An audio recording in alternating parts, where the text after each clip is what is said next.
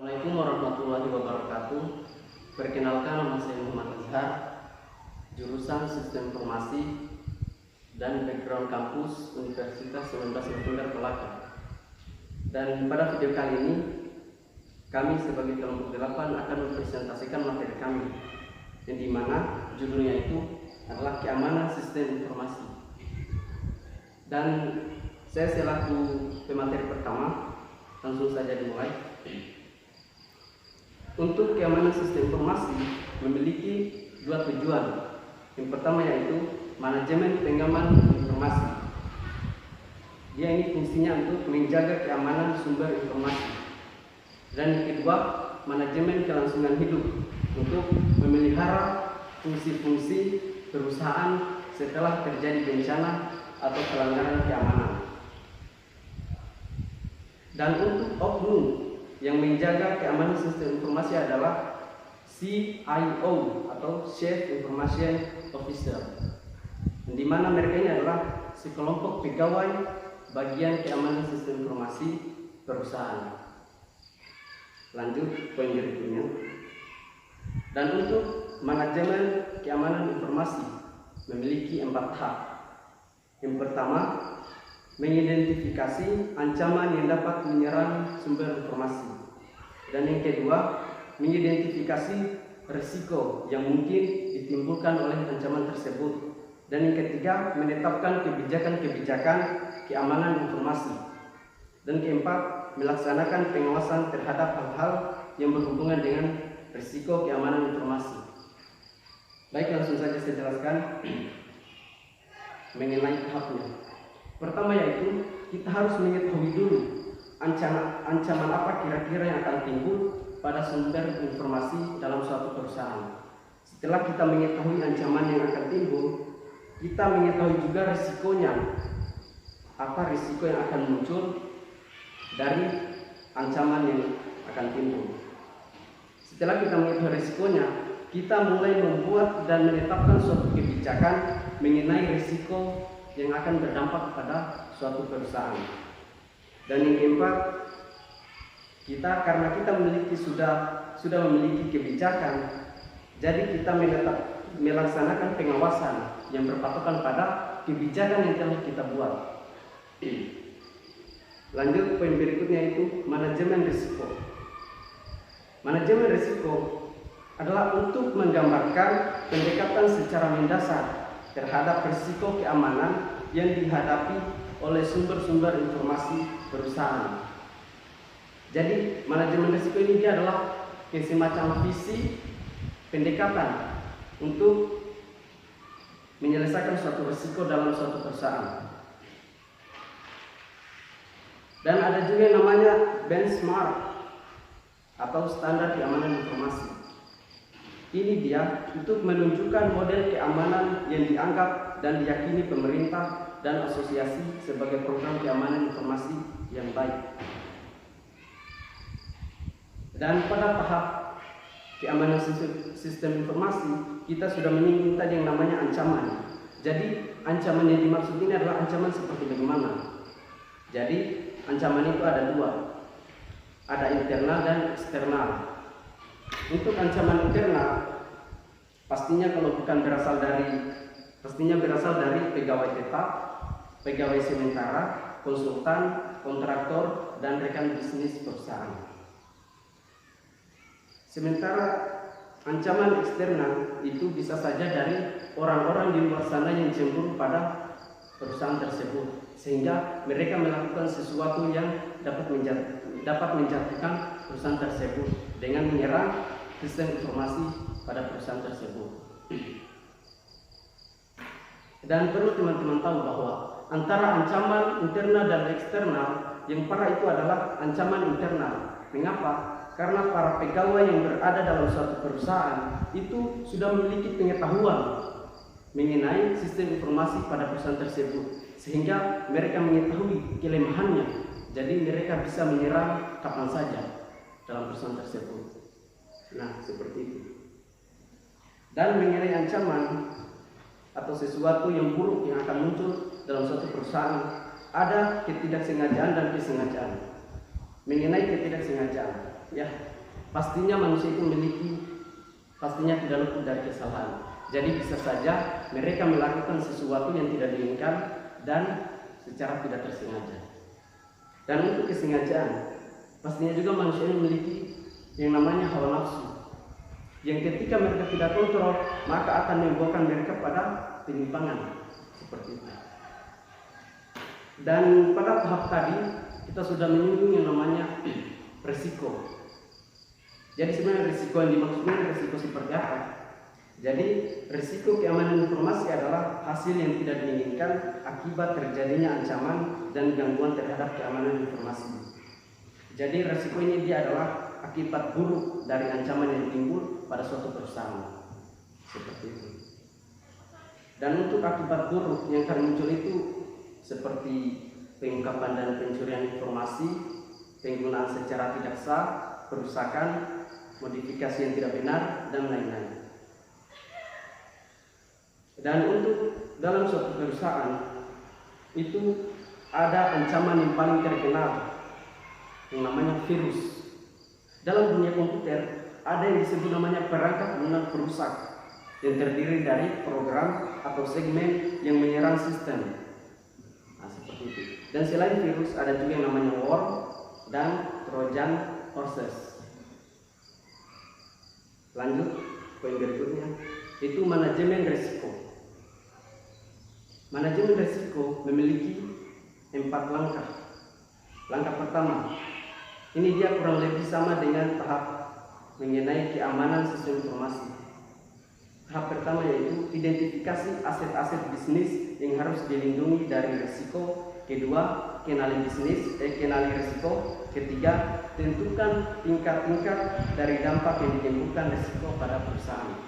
Dan keempat, analisis kelemahan perusahaan.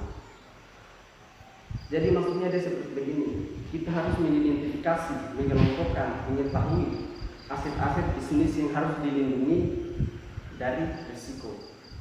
Jadi kita harus tahu dulu apa-apa yang penting yang harus dilindungi, yang urgent pada aset-aset dalam suatu perusahaan.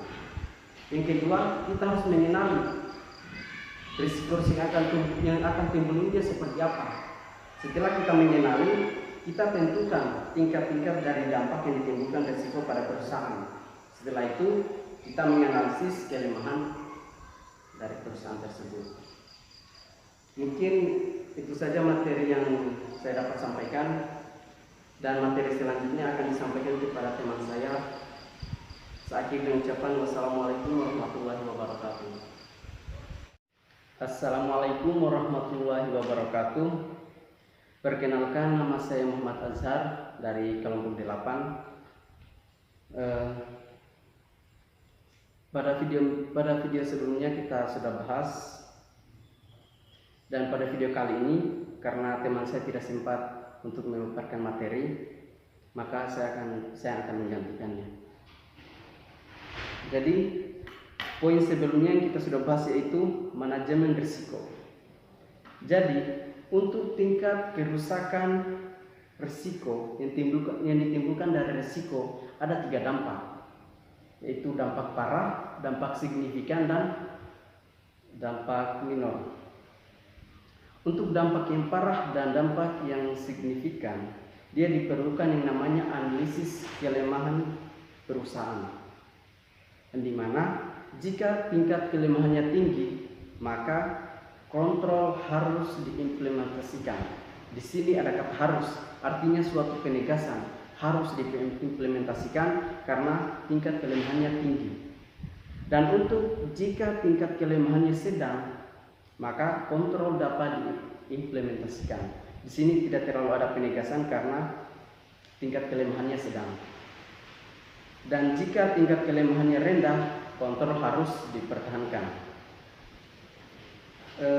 Untuk isi laporan analisis risiko, yaitu deskripsi risiko, sumber risiko, tingkat kekuatan risiko, kontrol yang diterapkan terhadap risiko, pemilik risiko, tindakan untuk menangani risiko, batasan waktu untuk menangani risiko, dan apa yang telah dilakukan untuk mengurangi risiko tersebut.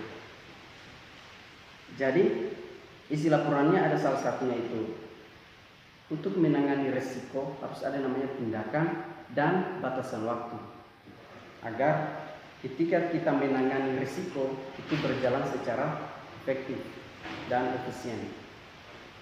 Dan untuk kebijakan informasi keamanan ada 5 fase.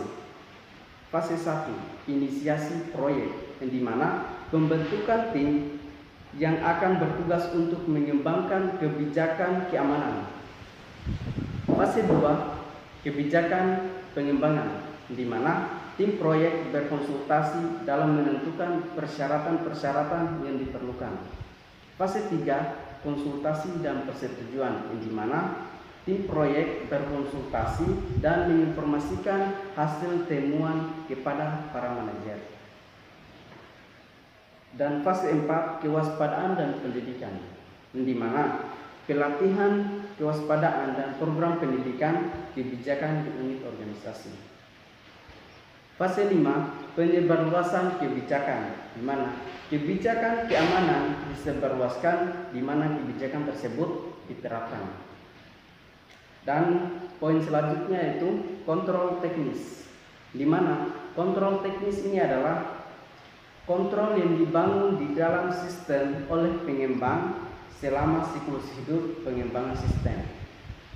Dan kontrol yang biasa dipakai saat ini yaitu kontrol terhadap akses, sistem deteksi gangguan, firewalls, kontrol kriptografi, dan kontrol fisik. Ada poin baru yang namanya implikasi etis dari teknologi informasi. Di sini ada moral, etika, dan hukum. Moral adalah keyakinan dan penilaian secara tradisi tentang baik atau buruknya hal yang dilakukan. Etika adalah pedoman yang digunakan untuk menjalankan suatu kepercayaan, standar, atau pemikiran dalam suatu organisasi, kelompok, dan komunitas tertentu. Hukum adalah aturan formal yang dibuat oleh pihak yang berwenang yaitu pemerintah, yang dimana aturan ini dijalankan, diterapkan, dan ditaati oleh masyarakat sebagai subjek. Setelah itu, moral, etika, dan hukum dalam IT yaitu penggunaan komputer dalam dunia bisnis dipandu oleh moral dan nilai-nilai etika yang harus dimiliki oleh para manajer, ahli informasi, maupun pengguna. Hukum yang ditetapkan dalam bentuk tertulis, sementara moral dan etika yang tidak didefinisikan secara pasti. Jadi moral, etika, dan hukum ini sangat penting dalam suatu perusahaan supaya bagaimana tidak terjadi penyimpangan dalam perusahaan tersebut. Etika untuk keberhasilan teknologi informasi. Ada yang namanya ACM, tulisannya ACM atau Association for Computing Machinery, yang didirikan tahun 1947, telah mengembangkan kode etik dan perilaku profesional dengan 75.000 anggota diharapkan untuk mengikutinya. Kode etik ini untuk mengajarkan dan mempraktikkan rekayasa software serta mengatur penggunaan prinsip-prinsip rekayasa dalam mengembangkan software. Kode etik menunjukkan 5 dimensi utama dari penggunaan komputer, yaitu moral, hukum, kinerja profesional, tanggung jawab sosial, dan hubungan internal. Etika dan CIO, tulisannya CIO atau Chief Information Officer, itu orang yang dapat memberikan informasi yang objektif dan akurat untuk perusahaan, masyarakat pengguna, pemerintah, dan pihak lain yang berkepentingan. Dan CIO dituntut untuk memiliki ilmu dan pemahaman di bidang sistem akuntansi. Dan CIO juga bekerja sama dengan auditor internal dan anggota tim proyek. Baik, mungkin itu saja pemaparan dari kami, materi dari kami kelompok 8. Mungkin kalau ada kata yang salah mohon dimaafkan. Kami akhiri dengan ucapan wassalamualaikum warahmatullahi wabarakatuh.